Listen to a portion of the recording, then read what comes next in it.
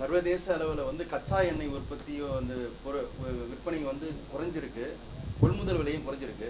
ஆனால் இந்தியாவில் வந்து பெட்ரோல் டீசல் விலை ஒன்றும் குறையாது. இந்தியாவில் மட்டும் குறையாது.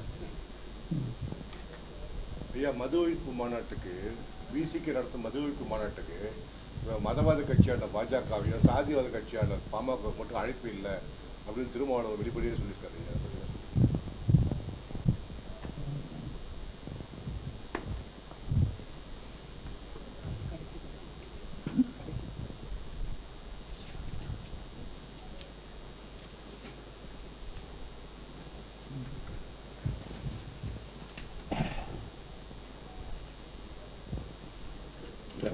அப்படி ஒரு இது சொல்கிறேன்.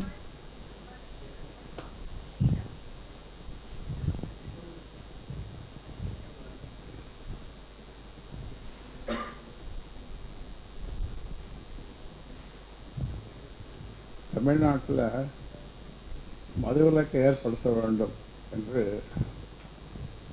என்ற கோரிக்கை வலுப்பெற்று வருவதில் பாட்டாளி மக்கள் கட்சி மகிழ்ச்சி அடைகிறது.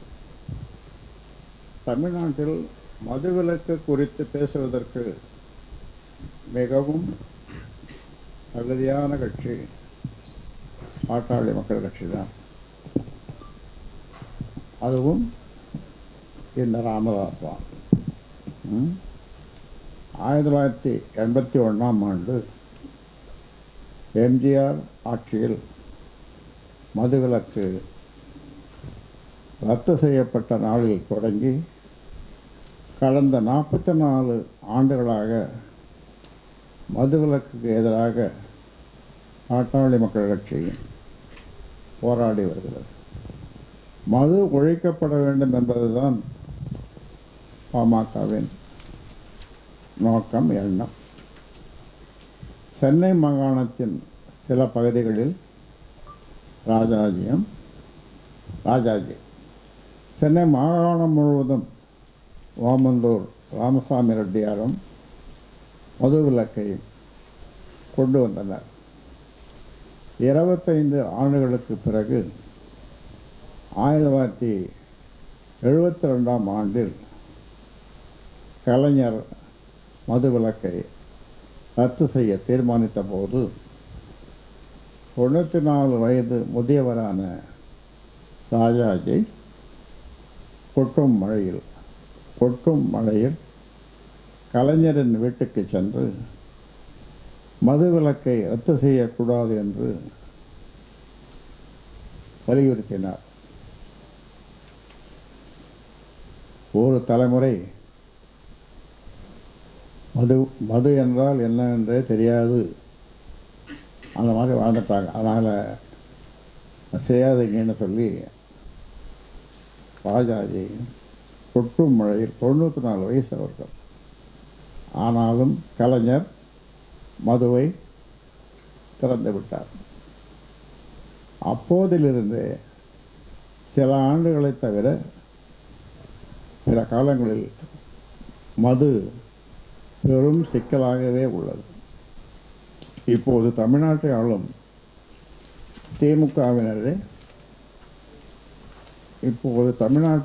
திமுகவினரே மது ஆலைகளை நடத்தி கொண்டிருக்கின்றனர். மதுவுக்கு எதிராக 35 ஆண்டுகளில் 200க்கும் மேற்பட்ட போராட்டங்களை மதுவுக்கு எதிராக 35 ஆண்டுகளில் 200க்கும் மேற்பட்ட போராட்டங்களை நான் நடத்தியுள்ளேன். 32 மாவட்டங்களிலும், அப்பொழுது 32 மாவட்டம், இப்போ 38 மாவட்டம், 32 மாவட்டங்களிலும் மகளிர் மது ஒழிப்பு மாநாடுகளை நான் நடத்தியுள்ளேன். மகளிரை கொண்டு ஆயிரக்கணக்கான மகளிர்கள் கலந்து கொள்வார். அனைத்து சமுதாய தலைவர்கள் கூட்டத்தை நடத்தி அவர்களை அழைத்து கொண்டு முதலமைச்சராக இருந்த கலைஞரை சந்தித்து மதுவிலக்கை நடைமுறைப்படுத்த வேண்டும் என்று வலியுறுத்தினேன்.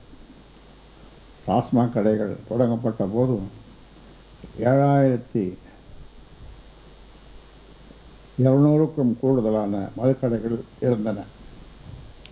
டாஸ்மாக் கடைகள் தொடங்கப்பட்ட போது 7200க்கும் கூடுதலான மதுக்கடைகள் இருந்தன. அவற்றை 4800 கடைகளாக குறைத்த பெருமை பாட்டாளி மக்கள் கட்சியை சேரும். பாட்டாளி மக்கள் கட்சியை சேரும். உச்சநீதிமன்றம் வரை சென்று போராடி தேசிய மாநில நெடுஞ்சாலைகளில் உள்ள 3321 மதுக்கடைகளை மூட வைத்தது பாட்டாளி மக்கள் கட்சி தான். தமிழ்நாட்டில் காலை 8 மணி முதல் நள்ளிரவு 12 மணி வரை மொத்தம் 16 மணி நேரம் மதுக்கடைகள் திறக்கப்பட்டு இருந்தன. அதை 10 மணி நேரமாக குறைத்தது பாட்டாளி மக்கள் கட்சி தான். அதாவது 16 மணி நேரத்தில் 10 மணியாக குறைத்தது பாட்டாளி மக்கள் கட்சி தான். தமிழ்நாட்டில் உள்ள அரசியல் கட்சிகள் மதுவிலக்கு பற்றி பேசவே அஞ்சின. 2016ஆம் ஆண்டு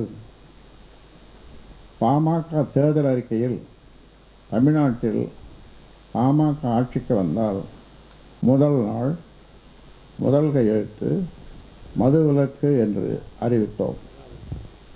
அதன் பிறகுதான் திமுக உள்ளிட்ட கட்சிகள் மதுவிலக்கு பற்றி பேசத் தொடங்கின. இப்போதும் தமிழகத்தில் மதுவுக்கு எதிராக தீவிரமாக போராடி வருவது பாட்டாளி மக்கள் கட்சி தான். தமிழ்நாட்டில் முழுமையான மதுவிலக்கை கொண்டு வருவதற்கு பாட்டாளி மக்கள் கட்சியால் மட்டும்தான் முடியும். அதை நாங்கள் சாதிப்போம்.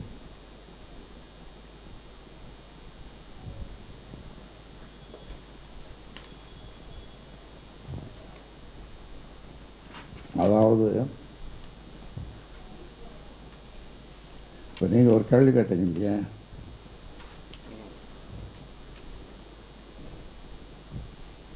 பாட்டாளி மக்கள் கட்சி அரசியலிலும் மது ஒழிப்பிலும் எங்கள் வழியில் எங்கள் பயணம் தொடரும்.